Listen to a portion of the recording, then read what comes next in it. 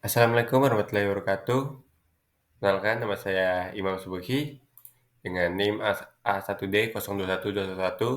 Yang terhormat Komisi MBKM, izinkan saya untuk mempresentasikan apa yang saya lakukan di kegiatan MBKM selama satu semester ini.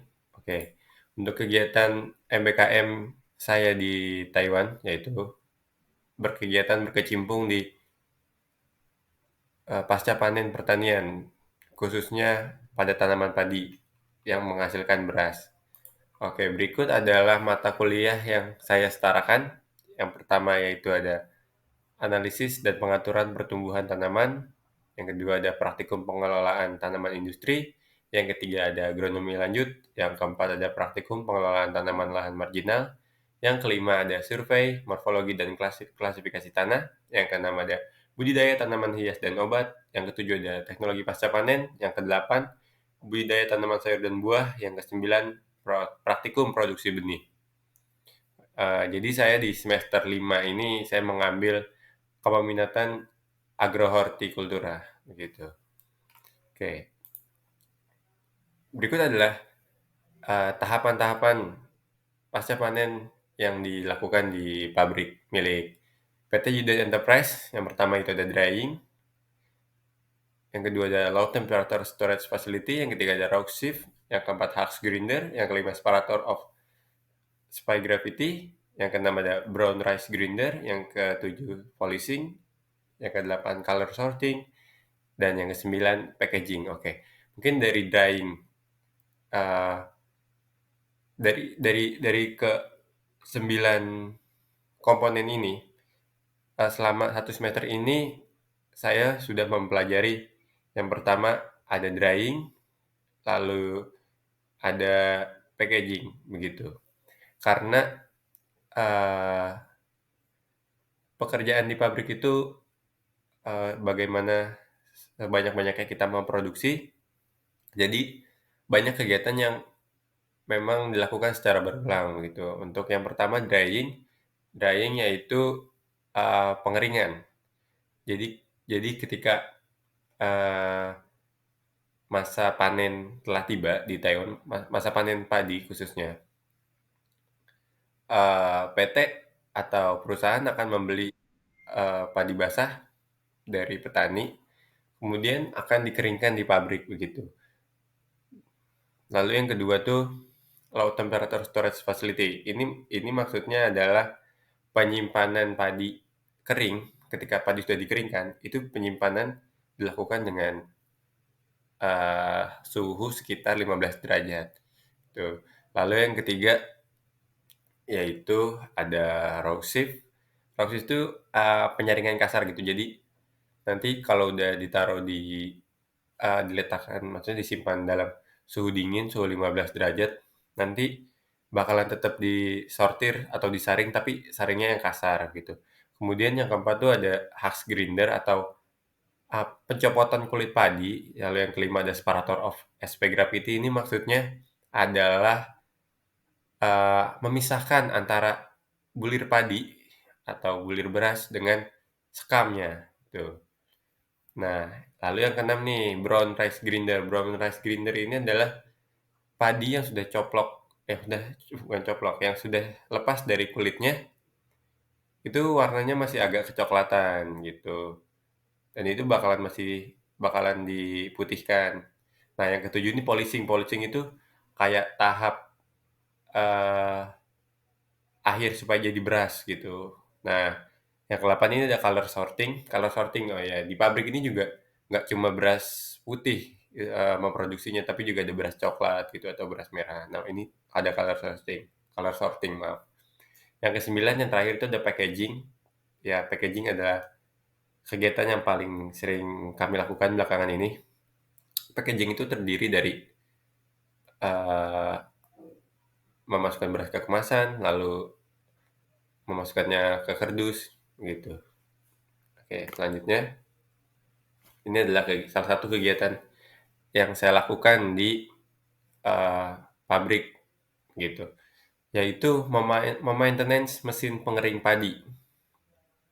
Maintenance adalah perawatan. Oke, perawatan mesin pengering ini langkah penting dalam operasi pertanian karena memiliki berbagai manfaat. Manfaat dari perawatan mesin pengering padi, yang pertama, peningkatan efisiensi pengeringan. Jadi, dalam mesin pengering padi itu, terdapat karat. Karatnya itu basah dan itu harus disikat dengan pemberian beberapa cairan kimia, lalu disikat karena, eee, supaya efisien begitu pengeringan padinya, karena itu adalah jaring-jaring yang bolong kan. Jadi nanti, eee, bolong-bolongnya itu ketutup karat, jadinya nanti nggak efisien kalau nggak disikat gitu. Nah, yang kedua ini pencegahan kerusakan gitu. Kenapa harus setelah dipakai harus disikat atau sebelum dipakai itu harus disikat supaya tidak gampang, rapuh gitu besi-besi penyaringnya. Oke, yang ketiganya perpanjangan umur pakai mesin, eee, perpanjangan umur pakai mesin ini misalnya kalau kita sering maintenance misalnya umur mesinnya 5 tahun, kalau kita nggak kalau kita sering sikat, misal umur pakainya 5 tahun, nah kalau kita nggak sikat, nanti bisa cuma 2 tahun begitu.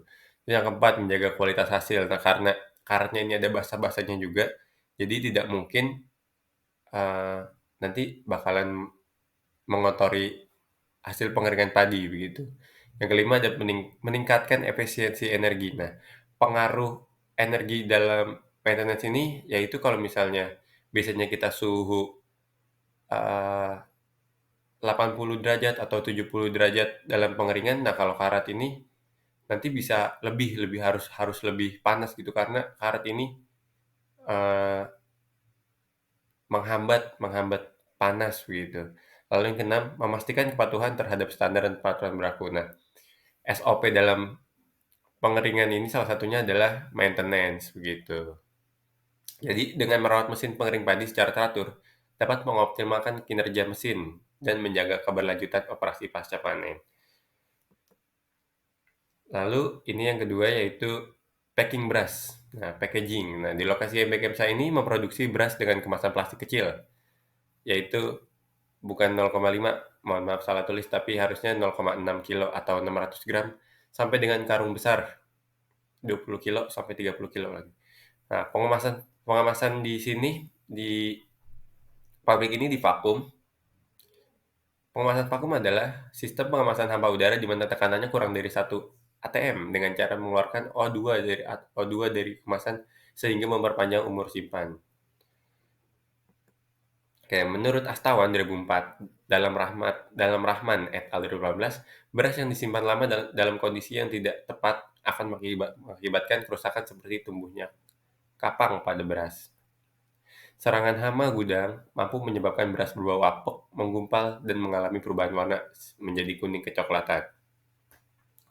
Ini benar, jurnalnya benar, karena jika beras itu, eee, teroksidasi, itu akan menggumpal dan akan menyebabkan bau. Nah, bau ini itu yang paling disukai oleh hama-hama, beras, khususnya kutu beras, itu paling suka dengan bau-bau yang bau apek dari beras. Jadinya ya mau nggak mau harus divakum gitu biar mengurangi oksigen dan mencegah terjadinya oksidasi. Oke, perbedaan packaging beras di lokasi MBKM dan di Indonesia. Packaging di lokasi MBKM menggunakan plastik yang divakum sehingga dapat mengurangi kelembapan pada beras, mengurangi udara pada kemasan, menjaga kualitas dan kesegaran beras lebih baik, menggunakan penyimpanan, dan mengurangi muatan pada logistik.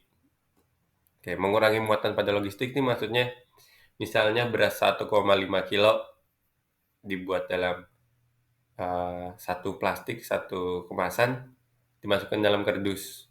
Dalam satu kardus itu bisa sampai 12 plastik ya.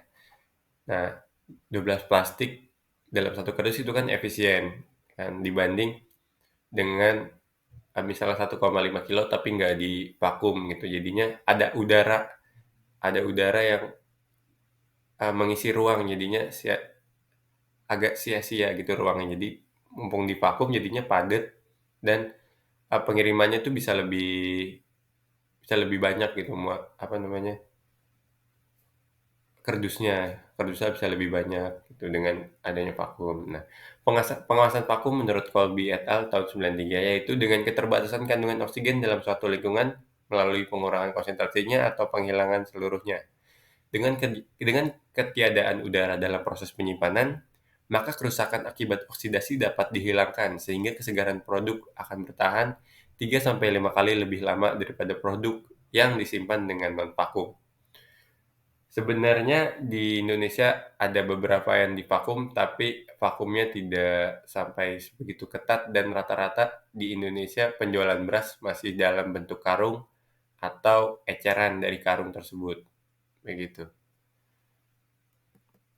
Sekian presentasi dari saya Imam Subaghi, pamit undur diri. Terima kasih.